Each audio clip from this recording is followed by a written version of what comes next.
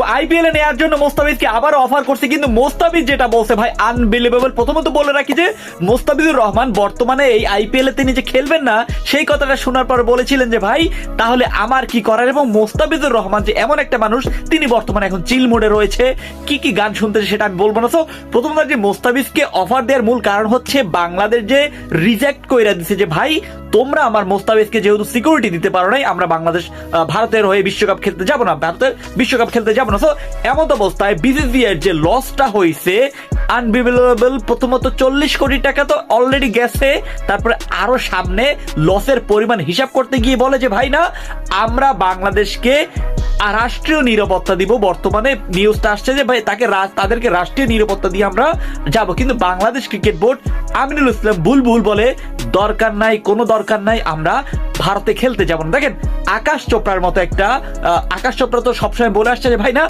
যা করছে মোস্তাফিজের সাথে ভালো করছে, হ্যাং ত্যাং অনেক অনেক সমালোচনা। আমি বলবো যে আইপিএল এর লোগোটা কিন্তু মাশরাফির শট থেকেই করা। তো আইপিএল এর লোগোটা যদি রিমুভ করা হয় তাহলে ঠিক আইপিএল এর লোগোটা এমনটা দাঁড়াবে, আপনি স্ক্রিনে দেখতে পাচ্ছেন। দেখেন আপনি লোগোটাকে পরিবর্তন করতে হবে আইপিএল এর, তাহলে মাশরাফির চিত্র কিন্তু চলে আসে ওইখানে। আপনি অনেক কথা বলতে পারেন। প্রথমত আমরা যখন বলে দিলাম যে আমরা বাংলাদেশের কোন চ্যানেল আইপিএলটা দেখাবো না, অন্যথায় ভারতের অবস্থা আরো খারাপ হয়ে গেছে। দেখেন খারাপের উপর যদি খারাপ হয় তাহলে আপনাকে বুঝতে হবে ভারতের বর্তমান সিচুয়েশন এবং প্রেক্ষাপট কোথায় চলে গেছে। অলরেডি সম্প্রচার থেকে যে টাকাটা ইনকাম হইতো, যে ইনকামটা হইতো অ্যাটলিস্ট কোটি টাকা ছাড়াই যাইতো। মোস্তাফিজকে তো মাত্র 9 কোটি টাকা দিয়ে কিনছে, কিন্তু মোস্তাফিজের খেলা দেখার জন্য যে বাংলাদেশের দর্শকরা ছিল সেখানে প্রায় 9,000 কোটি টাকার মতো পেয়ে যেত আইপিএল যে সম্প্রচার সত্ত্ব। সো এখন কথায় আসি যে বাংলাদেশের ক্রিকেটারদের যে অবস্থা, আমি বাংলাদেশের ক্রিকেটারদের অবস্থা বলবো না।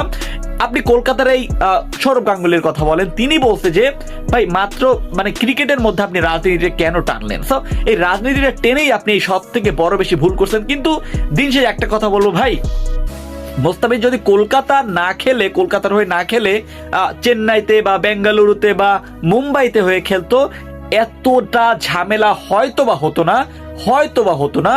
আমি যেটা মনে করি যে এত ঝামেলা ভাই হইতো না। সো বাংলাদেশের মানে যে কলকাতাবাসী যে শুরু করছে এটা মানে আনএক্সপেক্টেড একটা রাজনীতি নিয়ে, এবং মানে তাদের লজিক গুলো দেখলেও আমার বড্ড বেশি খারাপ লাগে। এই যে ময়ূকের কথা বলতেছি, ওনাদের লজিক ভাই, ওনার সাথে আপনি জীবনে তক্কা কইরা পারবেন না। আর ওনার চ্যানেল যে কারা যায় সেটাও আমার মানে একটা কি বলবো ভাই, মানে ওদের চ্যানেলে কে যায় আমি মানে যারা যায় তারা আসলে আমি বুঝতে পারতেছেন তারা এমনটা কেন করে। সো মুস্তাফিজ বলতেছে ভাই আমি চিল মোডে আছি, দরকার নাই, যে দেশে আমার সম্মান নাই, যে দেশে আমার সম্মান নাই, আমার